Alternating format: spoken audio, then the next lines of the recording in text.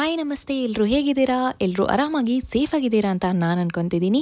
And welcome back to my YouTube channel. ಈ vlog ಏನಪ್ಪ ಅಂದರೆ ನೀವು ಆಲ್ರೆಡಿ ತಮ್ನೇಲಲ್ಲಿ ನೋಡ್ಬಿಟ್ಟಿರ್ತೀರಾ, ಆದ್ರೂ ನಾನು ಒಂದ್ಸತಿ ಹೇಳ್ಬಿಡ್ತೀನಿ. ನಾನು ಫೈನಲಿ ಚೈನಾದಲ್ಲಿ MBBS ಅನ್ನು ಕಂಪ್ಲೀಟ್ ಮಾಡಿಕೊಂಡು ಎಲ್ಲ ಮುಗಿಸ್ಕೊಂಡು ಅಲ್ಲಿಂದ ಎಲ್ಲ ಪ್ಯಾಕ್ ಮಾಡಿಕೊಂಡು ಇಂಡಿಯಾಗೆ ವಾಪಸ್ ಬರ್ತಿದ್ದೀನಿ. ಸೊ ಇದು ನನ್ನ ಫೈನಲ್ ಜರ್ನಿ ವ್ಲಾಗ್ ಆಗಿರುತ್ತೆ, ಚೈನಾದಿಂದ ಇಂಡಿಯಾಗೆ ಬರೋ ಜರ್ನಿ ವ್ಲಾಗ್. ಟೈಮ್ ಎಷ್ಟು ಬೇಗ ಆಗೋಗ್ತಿದೆ ಅಂತ ಅನ್ನಿಸ್ತಿದೆಯಲ್ಲ. ಮೊನ್ನೆ ತಾನೇ ನಾನು ವೆಕೇಶನ್ಸ್ಗೆ ಅಂತ ಜಾನ್ವರಿಯಲ್ಲಿ ಚೈನಾದಿಂದ ಇಂಡಿಯಾಗೆ ಹೋಗೋ ವ್ಲಾಗ್, ಇಂಡಿಯಾದಿಂದ ಮತ್ತೆ ಚೈನಾಗೆ ಬರೋ ವ್ಲಾಗ್ ಅನ್ನು ಅಪ್ಲೋಡ್ ಮಾಡಿದ್ದೆ. ಆ್ಯಂಡ್ ಮತ್ತೆ ಅಷ್ಟು ಬೇಗ ಎಲ್ಲ ಪ್ಯಾಕ್ ಮಾಡಿಕೊಂಡು ಲಾಸ್ಟಲ್ಲಿ ಚೈನಾದಿಂದ ಇಂಡಿಯಾಗೆ ಬರೋ ವ್ಲಾಗ್ ಅನ್ನು ಅಪ್ಲೋಡ್ ಮಾಡ್ತಿದ್ದೀನಿ. ಆ್ಯಂಡ್ ಈ ವ್ಲಾಗ್ ನನ್ನ ಚಾನಲಲ್ಲಿ ಅಪ್ಲೋಡ್ ಆಗೋಷ್ಟರಲ್ಲಿ ನಾನು ಆಲ್ರೆಡಿ ಮನೆಗೆ ಬಂದು ನಿಯರ್ಲಿ 1 ಮಂತ್ ಆಗೇ ಬಿಟ್ಟಿರುತ್ತೆ. ಯಾಕಂದರೆ ಅಷ್ಟು ಇನ್ನೂ ವ್ಲಾಗ್ಸ್ ಇದಾವೆ ನನ್ನ ಹತ್ರ, ಅದನ್ನೆಲ್ಲನೂ ಅಪ್ಲೋಡ್ ಮಾಡಿ ಲಾಸ್ಟಲ್ಲಿ ಈ ವ್ಲಾಗನ್ನು ಅಪ್ಲೋಡ್ ಮಾಡೋಣ ಅಂತ ಅನ್ಕೊಂಡಿದ್ದೀನಿ. ಈ ಪಾಯಿಂಟ್ ಆಫ್ ಟೈಮಲ್ಲಿ ನನಗೆ ಎಲ್ಲನೂ ಪ್ಯಾಕ್ ಮಾಡಿಕೊಂಡು ಬರ್ತಿದ್ರೆ ಒಂದು ಕಡೆ ಖುಷಿನೂ ಆಗ್ತಿದೆ, ಇನ್ನೊಂದು ಕಡೆ ಸ್ವಲ್ಪ ಬೇಜಾರು ಕೂಡ ಆಗ್ತಿದೆ. ಖುಷಿ ಏನಪ್ಪಾ ಅಂದರೆ ಫೈನಲಿ MBBS ಕಂಪ್ಲೀಟ್ ಆಗೋಯ್ತು, ಇಲ್ಲಿಂದ ನಮ್ಮ ನೆಕ್ಸ್ಟ್ ಚಾಪ್ಟರ್ ಓಪನ್ ಆಗುತ್ತೆ, ಹೊಸ ಬಿಗಿನಿಂಗ್ ಹೇಗಿರುತ್ತೆ ಅಂತ ಎಕ್ಸೈಟ್ಮೆಂಟ್ ಅಲ್ಲಿ ಇದ್ದೀನಿ. ಇನ್ನೊಂದು ಕಡೆ ಬೇಜಾರು ಯಾಕೆಂದ್ರೆ ಅಲ್ಲಿ ಅಷ್ಟು ದಿವಸ ಇದ್ದು ಆ ಮನೆ, ನಾವಿದ್ದಿದ್ದ ಫ್ಲ್ಯಾಟ್, ನಮ್ಮ ಫ್ರೆಂಡ್ಸ್ ಎಲ್ಲರನ್ನೂ ಮಿಸ್ ಮಾಡ್ಕೊತೀನಿ. ಆ್ಯಂಡ್ ಆ ಕಂಟ್ರಿನೂ ಕೂಡ ಆಬ್ವಿಯಸ್ಲಿ ಮಿಸ್ ಮಾಡ್ಕೊತೀನಿ. ಇನ್ನೊಂದು ಬೇಜಾರು ಏನಪ್ಪಾ ಅಂದರೆ ನನ್ನ ಕಾಲೇಜ್ ಲೈಫ್ ಅಂದರೆ ಸ್ಟೂಡೆಂಟ್ ಲೈಫ್ ಮುಗ್ದೋಯ್ತಲ್ಲ ಅಂತ. ಆ್ಯಂಡ್ ಇಲ್ಲಿಂದ ಇಂಡಿಯಾಗೆ ಹೋದ್ಮೇಲೆ ತುಂಬಾನೇ ಕೆಲಸಗಳಿದಾವೆ. ಫಸ್ಟ್ ಥಿಂಗ್ ನಾನು ಡೆಲ್ಲಿಗೆ ಹೋಗಬೇಕು, ನನ್ನ FMG ಪಾಸ್ ಸರ್ಟಿಫಿಕೇಟನ್ನು ಕಲೆಕ್ಟ್ ಮಾಡ್ಕೊಂಡು ಬರಬೇಕು. ಅದಾದಮೇಲೆ ಏನೇನು ಪ್ರೊಸೆಸ್ ಇದೆ ಅಂತ ಎಲ್ಲ ಮುಂದಿನ ಬ್ಲಾಗ್ಸಲ್ಲಿ ತಿಳಿಸ್ತಾ ಹೋಗ್ತೀನಿ. ಇನ್ನು ನನ್ನ ಇಲ್ಲಿ ಡ್ರಾಪ್ ಮಾಡೋದಕ್ಕೆ ಏರ್ಪೋರ್ಟ್ಗೆ ಫ್ರೆಂಡ್ಸ್ ಕೂಡ ಬಂದಿದ್ರು. ಫ್ಲ್ಯಾಟ್ ಹತ್ರ ಸ್ವಲ್ಪ ಫ್ರೆಂಡ್ಸ್ ಬಂದಿದ್ರು, ಅಲ್ಲಿ ಅವ್ರನ್ನೆಲ್ಲ ಮಾತಾಡ್ಸ್ಕೊಂಡು ಗುಡ್ ಬೈ ಹೇಳಿ ಹಾಗೆ ಏರ್ಪೋರ್ಟ್ಗೆ ಇವರು ಕೂಡ ಬಂದಿದ್ದಾರೆ. ಲಾಸ್ಟಲ್ಲಿ ಎಲ್ಲರಿಗೂ ಗುಡ್ ಬೈ ಹೇಳೋಕ್ಕೆ ಒಂಥರ ಏನೋ ಬೇಜಾರಾಗ್ತಿದೆ. ಬಟ್ ಸ್ಟಿಲ್ ಇಲ್ಲ, ಇಂಡಿಯಾಗೆ ಹೋದ್ಮೇಲೂ ನಾವೆಲ್ಲರೂ ಸಿಗ್ತೀವಿ, ಮೀಟ್ ಆಗ್ತೀವಿ, ಇಲ್ಲ ಅಂತ ಅಲ್ಲ. ಅಂದರೆ ಇಲ್ಲಿದ್ದಾಗ ಡೈಲಿ ಒಬ್ರಿಗೊಬ್ರು ನೋಡ್ತಿದ್ವಿ, ಸುತ್ತಾಡ್ತಿದ್ವಿ, ಕಾಲೇಜ್ಗೆ ಹೋಗ್ತಿದ್ವಿ, ಹಾಸ್ಪಿಟಲ್ಗೆ ಹೋಗ್ತಿದ್ವಿ, ಒಟ್ಟಿಗೆನೇ ಇದ್ವಿ. ಬಟ್ ಇನ್ಮೇಲೆ ಎಲ್ಲದಕ್ಕೂ ಪಾಸ್, ಎಲ್ಲ ದೂರ ದೂರ ಇರ್ತೀವಿ, ಬಟ್ ಆಗಾಗ ಸಿಗ್ತೀವಿ. ಇನ್ನು ಏರ್ಪೋರ್ಟಿಗೆ ಬಂದಾಗೆಲ್ಲ ನನಗೆ ಒಂದೇ ಒಂದು ಟೆನ್ಷನ್ ಏನಂದರೆ ಲಗೇಜ್ ಪ್ರಾಬ್ಲಮ್. ಯಾವಾಗ ಬಂದ್ರೂ ವೆಯ್ಟ್ ಜಾಸ್ತಿ ಇದೆ ಅಂತಾನೆ ಪ್ರಾಬ್ಲಮ್ ನನಗೆ. ಸ್ಟೂಡೆಂಟ್ಸ್ ಅಲ್ವಾ, ಹೆಚ್ಚು ಕಡಿಮೆ ಇದ್ರೂ ಬಿಡ್ತಾರೆ ಅಂತ ನಾನು ಸ್ವಲ್ಪ ಜಾಸ್ತಿನೇ ತೊಗೊಂಡು ಬಂದ್ಬಿಟ್ಟಿರ್ತೀನಿ. ಬಟ್ ಒಂದೊಂದ್ಸತಿ ಬಿಡ್ತಾರೆ, ಒಂದೊಂದ್ಸತಿ ಬಿಡೋದಿಲ್ಲ. ಆ್ಯಂಡ್ ನನಗೆ ಇಲ್ಲಿ 30 kgs ಇರೋ ಹತ್ರ 25 kgs ಮಾತ್ರ ಆಗಿದೆ. ಇನ್ನು 5 kgs ನಾನು ಏನಾದರೂ ತೊಗೊಂಡು ಬರಬೇಕಿತ್ತು ಅಂತ ರಿಗ್ರೆಟ್ ಆಗ್ತಿದ್ದೆ. ಗೈಸ್, ಲಗೇಜ್ ಏನೂ ಪ್ರಾಬ್ಲಮ್ ಆಗಿಲ್ಲ. ಚಕಿನಿಗೆ ನನ್ನ 2 ಟ್ರಾಲಿನೂ ಕೊಟ್ಬಿಟ್ಟೆ. 2ರಲ್ಲೂ 1 kg 2 kgs ಎಲ್ಲ ಎಕ್ಸ್ಟ್ರಾ ಇತ್ತು, ಬಟ್ ಏನೂ ಕೇಳಲಿಲ್ಲ, ಸ್ಟೂಡೆಂಟ್ಸ್ ಅಂತ ಬಿಟ್ಬಿಟ್ರು. ಸೊ ಈಗ ಲಗೇಜ್ದು ತಲೆನೋವು ಹೋಯಿತು. ಹ್ಯಾಂಡ್ ಬ್ಯಾಗ್ ನಂದು ಒಂದು ಸ್ವಲ್ಪ ಜಾಸ್ತಿ ಇದೆ, ಅದನ್ನು ಏನೂ ಪ್ರಾಬ್ಲಮ್ ಇಲ್ಲದೆ ಒಳಗಡೆ ಬಿಟ್ಟರೆ ಸಾಕು. ನೋಡೋಣ ಏರ್ಪೋರ್ಟ್ ಅಲ್ಲಿ ಹೇಗಿರುತ್ತೆ ನೋಡಿ. ಈಗ India also it's there same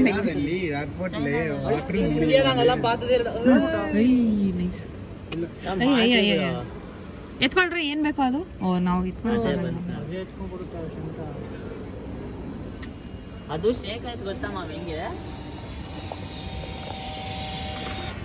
hello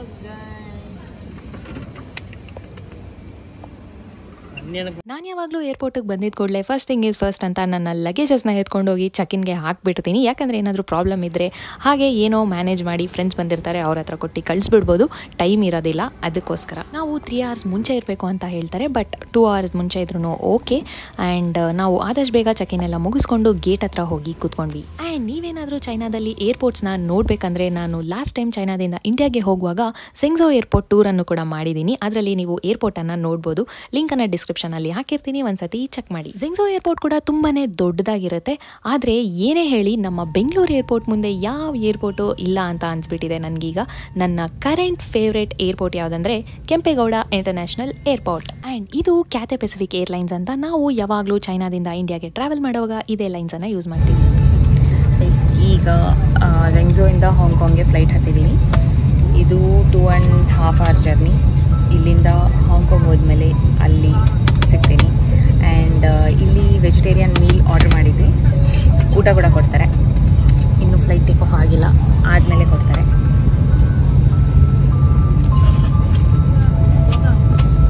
ಈ ಒಂದು ಕ್ಯಾಥೆ ಪೆಸಿಫಿಕ್ ಏರ್ಲೈನ್ಸಲ್ಲಿ ನಮಗೆ ಸ್ಟೂಡೆಂಟ್ಸ್ಗೋಸ್ಕರ ಒಂದು ಸ್ವಲ್ಪ ಡಿಸ್ಕೌಂಟ್ ಇರುತ್ತೆ, ಹಾಗೆ ಲಗೇಜ್ ಕೂಡ ಎಕ್ಸ್ಟ್ರಾ ಆ್ಯಡ್ ಆನ್ ಮಾಡ್ಕೊಳ್ಬೋದು.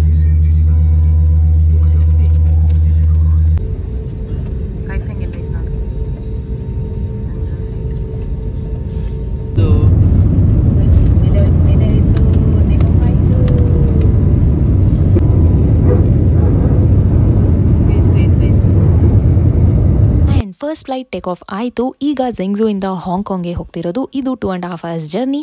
ಅದಾದಮೇಲೆ ಅಲ್ಲಿ 1.5 hour ಲೇ ಓವರ್ ಇರುತ್ತೆ. ಅದಾದಮೇಲೆ ಅಲ್ಲಿ Hong Kong to Bangalore direct flight ಇರುತ್ತೆ. ಈ ಫ್ಲೈಟ್ ಯಾವಾಗಲೂ ಸ್ವಲ್ಪ ಟರ್ಬುಲೆನ್ಸ್ ಜಾಸ್ತಿನೇ ಇರುತ್ತೆ ಆ್ಯಂಡ್ ಆ ಕಡೆ ಈ ಕಡೆ ಹೋಗ್ತಿರುತ್ತೆ, ಒಂಥರ ಉಯ್ಯಾಲೆಯಲ್ಲಿ ಸ್ವಿಂಗ್ ಆಗ್ತಿರೋ ಥರ. And Cathay Pacific ಏರ್ಲೈನ್ಸಲ್ಲಿ free meals ಇರುತ್ತೆ. ನಾವು vegetarian meal, non vegetarian meal ಯಾವುದಾದ್ರೂ ಆರ್ಡರ್ ಮಾಡ್ಕೊಳ್ಬೋದು. ನಾನು ವೆಜ್ ಮೀಲ್ ಆರ್ಡರ್ ಮಾಡ್ಕೊಂಡಿದ್ದೆ. ಇಲ್ಲಿ ಏನು ಊಟ ಕೊಟ್ಟಿದ್ರು ಅಂದರೆ ಅನ್ನನ ಅರ್ಶಿನಾಗೆ ಹಾಕಿ ಕಲಿಸ್ಬಿಟ್ಟು ಕೊಟ್ಟಿದ್ರು, ಎಲ್ಲೋ ರೈಸ್ ಅಂತ. ಅದೇನೋ ಚೆನ್ನಾಗಿರುತ್ತೇನೋ ಅಂತ ತಿಂದು ನೋಡಿದ್ರೆ ಅರ್ಶಿನನೇ ಟೇಸ್ಟ್ ಬರ್ತಿತ್ತು. ಅರ್ಶಿನ ಬಿಟ್ಟರೆ ಬೇರೆ ಏನೂ ಟೇಸ್ಟೇ ಬಂದಿರಲಿಲ್ಲ. ಬ್ರಾಕೊಲಿ ಕಾಲಿಫ್ಲವರಲ್ಲೂ ಕೂಡ ಅದೇನೆ, ರೈಸ್ಗೂ ಕೂಡ ಅರ್ಶಿನ ಹಾಕಿನೇ ಕಲಿಸಿದ್ರು. ಅದು ಕೂಡ ಇದರ ಹೆಸರೇನಿಟ್ಟಿದ್ರು ಅಂದರೆ ವೆಜಿಟೇರಿಯನ್ ಹಿಂದೂ ಮೀಲ್ ಅಂತ. ಓಕೆ, ಇಲ್ಲಿ ಯಾವುದೋ ಒಂದು ಸ್ವಲ್ಪ ತಿನ್ಕೊಂಡು ಮತ್ತೆ ನೆಕ್ಸ್ಟ್ ಫ್ಲೈಟಲ್ಲಿ ಸಖತ್ತಾಗಿರೋ ಊಟ ಕೊಡ್ತಾರೆ ಅಂತ ಸ್ವಲ್ಪ ತಿಂದು ನಿದ್ದೆ ಮಾಡಿದೆ. ಆ್ಯಂಡ್ ಈ ಐಸ್ ಕ್ರೀಮ್ ಬಗ್ಗೆ ಏನು ಹೇಳೋದಕ್ಕೆ ಆಗೋದಿಲ್ಲ. ಹೇಗಂದಾಜ್ ಐಸ್ ಕ್ರೀಮನ್ನು ಕೊಡ್ತಾರೆ, ಅದಂತೂ ಸಕ್ಕತ್ತಾಗಿರುತ್ತೆ. ಊಟ ತಿಂದಿಲ್ಲ ಅಂದರೂ ಐಸ್ ಕ್ರೀಮನ್ನೇ ತಿನ್ಕೊಂಡು ಹೊಟ್ಟೆ ತುಂಬಿಸ್ಕೊಂಡ್ಬಿಡ್ಬೋದು.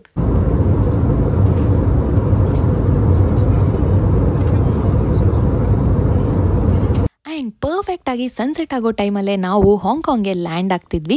ಇದು ಬ್ಯೂಟಿಫುಲ್ ಆಗಿರುವಂಥ ಹಾಂಗ್ಕಾಂಗ್ ವ್ಯೂ. ಇಲ್ಲೊಂದು ಸೀ ಕೂಡ ಇರುತ್ತೆ. ಇದರ ಹತ್ರ ವ್ಯೂ ಸಕ್ಕದಾಗಿರುತ್ತೆ. ಲಾಸ್ಟ್ ವ್ಲಾಗಲ್ಲೂ ಕೂಡ ನಾನು ಇದನ್ನ ಅಪ್ಲೋಡ್ ಮಾಡಿರ್ತೀನಿ. ಇಲ್ಲ, ಲಾಸ್ಟ್ ಟೈಮ್ ನೈಟ್ ವ್ಯೂ ಅನ್ನು ನೋಡಿದ್ರಿ. ಈಗ ಬ್ಯೂಟಿಫುಲ್ ಆಗಿರುವಂಥ ಸನ್ಸೆಟ್ ವ್ಯೂ ಅನ್ನು ಹಾಂಗ್ಕಾಂಗ್ ಏರ್ಪೋರ್ಟ್ ಹತ್ರ ಇರೋ ಸೀ ಹತ್ರ ನೋಡ್ತಿದ್ದೀರಾ.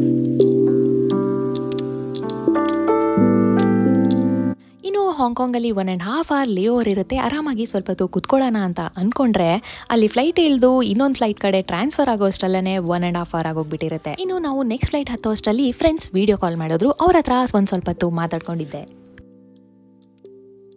ಝೆಂಗ್ಝೂಯಿಂದ ಹಾಂಗ್ಕಾಂಗ್ಗೆ 2.5 hours ಜರ್ನಿ ಫ್ಲೈಟಲ್ಲೇ ಟಯರ್ಡ್ ಆಗಿಬಿಟ್ಟಿತ್ತು. ಇನ್ನು ಹಾಂಗ್ಕಾಂಗಿಂದ ಬ್ಯಾಂಗ್ಳೂರ್ಗೆ 5 to 6 hours ಜರ್ನಿ ಇದೆ. ಹೆಂಗಪ್ಪ ಟೈಮ್ ಪಾಸ್ ಮಾಡೋದು, ಏನು ಮಾಡೋದು ಫ್ಲೈಟಲ್ಲಿ ಅಂತ ಥಿಂಕ್ ಮಾಡ್ತಿದ್ದೆ.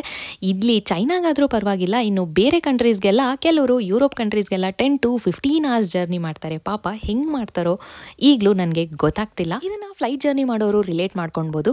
ನಾವು ನಾರ್ಮಲ್ ಆಗಿ ರೋಡ್ ವೇಸಲ್ಲಿ ಹೋಗ್ತಿರ್ಬೇಕಾದ್ರೆ ಟ್ರೈನಲ್ಲಿ, ಕಾರಲ್ಲಿ, ಬಸ್ಸಲ್ಲೆಲ್ಲ ಆ ಕಡೆ ಈ ಕಡೆ ನೋಡಿಕೊಂಡು ಏನೋ ಟೈಮ್ ಪಾಸ್ ಮಾಡಿಬಿಡ್ತೀವಿ. ಆ್ಯಂಡ್ ಇಂಟರ್ನೆಟ್ ಇರುತ್ತೆ, ಮೇನ್ಲಿ ಫೋನ್ ವರ್ಕ್ ಆಗ್ತಿರುತ್ತೆ. ಸೊ ಫೋನಲ್ಲಿ ಹೇಗೋ ಟೈಮ್ ಪಾಸ್ ಮಾಡ್ಕೊಂಡು ಹೋಗ್ಬಿಡ್ತೀವಿ. ಬಟ್ ಫ್ಲೈಟಲ್ಲಿ ಫೋನು ವರ್ಕ್ ಆಗೋದಿಲ್ಲ. ಆ ಕಡೆ ಈ ಕಡೆ ನೋಡೋದಕ್ಕೆ ಏನೂ ಇರೋದೂ ಇಲ್ಲ. ನೈಟ್ ಜರ್ನಿ ಅಂತೂ ಏನೂ ಕಾಣಿಸೋದಿಲ್ಲ.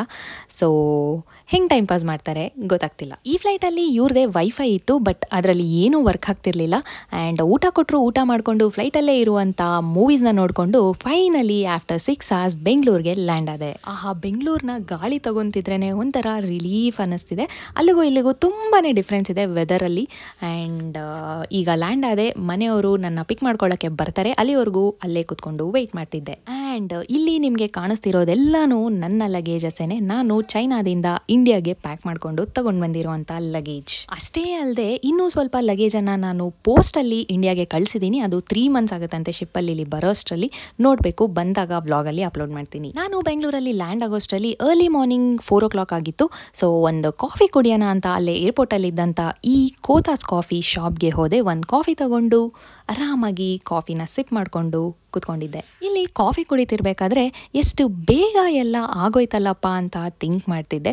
ಎಷ್ಟು ಬೇಗ 6 years ಆಗೋಯ್ತು. ಮೊನ್ನೆ ತಾನೇ ನಾನು ಚೈನಾಗೆ ಹೋದಂಗೆ ಅನ್ನಿಸ್ತು, ಮೊನ್ನೆ ಕೋವಿಡ್ ಬಂದಂಗೆ ಅನ್ನಿಸ್ತು, ಮೊನ್ನೆ ಕ್ವಾರಂಟೈನಲ್ಲಿ ಇದ್ದಂಗೆ ಅನ್ನಿಸ್ತು, ಏನೇನೋ ಫೀಲ್ ಆಗ್ತಿತ್ತು. ಸೊ ಅಷ್ಟರಲ್ಲಿ ನಮ್ಮ ಮನೆಯವರೆಲ್ಲ ನನ್ನ ನೋಡೋದಕ್ಕೆ, ನನ್ನ ಕರ್ಕೊಂಡು ಹೋಗೋದಕ್ಕೆ ಬಂದಿದ್ದ ಕೂಡಲೇ ಅವ್ರಿಗೆಲ್ಲ ಹಾಯ್ ಹೇಳಿ ಅವ್ರನ್ನ ಹಗ್ ಮಾಡಿಕೊಂಡು ನನ್ನ ಲಗೇಜಸ್ನೆಲ್ಲ ಕಾರೊಳಗಡೆ ಹಾಕಿ ಮನೆಗೆ ಹೊರಟೆ. ಲಡ್ಡು ಅಲ್ಲಿ ಕಾಣಿಸ್ತೈತಲ್ಲ ಚಿಕ್ಕದು 3 ಮಗು, ಅದು ಯಾರು? ನೀನದು? ಏ ಅಲ್ಲ, ನಮ್ಮ ಮನೇಲಿ ಬೇರೆ ಪಾಪು ಇತ್ತು ಅವಾಗ. ಇಲ್ಲ, ಅವಾಗ ನಮ್ಮ ಮನೇಲಿ ಬೇರೆ ಪಾಪು ಇದ್ದಿದ್ದು. ಅವಾಗ ಬೇರೆ ಪಾಪು ಇತ್ತು, ಆಮೇಲೆ ಈ ಪಾಪು ಬಂದಿದ್ದು. ಏರ್ಪೋರ್ಟಿಂದ ಮನೆಗೆ 1 hour ಜರ್ನಿ ಆಗಿತ್ತು. ಹೋಗೋಷ್ಟರಲ್ಲಿ ಆಲ್ರೆಡಿ ಬೆಳಗ್ಗೆ ಆಗಿಬಿಟ್ಟಿತ್ತಲ್ವಾ. ಸೊ ಒಟ್ಟಿಗೆ ಬ್ರೇಕ್ಫಾಸ್ಟ್ ಎಲ್ಲ ಮುಗಿಸ್ಕೊಂಡು ಆಮೇಲೆ ಮಲ್ಕೊಂಡು ರೆಸ್ಟ್ ಮಾಡೋಣ ಅಂತ ಎಲ್ಲರೂ ಎದ್ದಿದ್ವಿ, ಮಾತಾಡ್ಕೊಂಡು ಕೂತ್ಕೊಂಡಿದ್ವಿ. ಅಷ್ಟರಲ್ಲಿ ನಮ್ಮ ಮಾವ ಹೋಗಿ ಬ್ರೇಕ್ಫಾಸ್ಟ್ಗೆ ಮಟನ್, ಚಿಕನ್ ಎಲ್ಲನೂ ತೊಗೊಂಡು ಬಂದರು. ಸೊ ಬ್ರೇಕ್ಫಾಸ್ಟ್ಗೆ ಬಿರಿಯಾನಿ, ಕಬಾಬ್, ಮಟನ್ ಎಲ್ಲನೂ ಚೆನ್ನಾಗಿ ಬ್ಯಾಟಿಂಗ್ ಮಾಡಿದೆ. ಸೊ ಇಷ್ಟು ನನ್ನ ಜರ್ನಿ ಬ್ಲಾಗ್ ಆಗಿತ್ತು. ಈ ಬ್ಲಾಗ್ನ ನೀವು ಇಲ್ಲಿ ತನಕ ನೋಡಿದ್ದೀರಾ ಅಂದರೆ ಸ್ಕೈ ಅಂತ ಕಮೆಂಟ್ ಮಾಡಿ. ಆಗ ನೀವು ಇಲ್ಲಿ ತನಕ ನೋಡಿದ್ದೀರಾ ಅಂತ ನನಗೆ ಖುಷಿ ಆಗುತ್ತೆ. ಓಕೆ, ಬಾಯ್.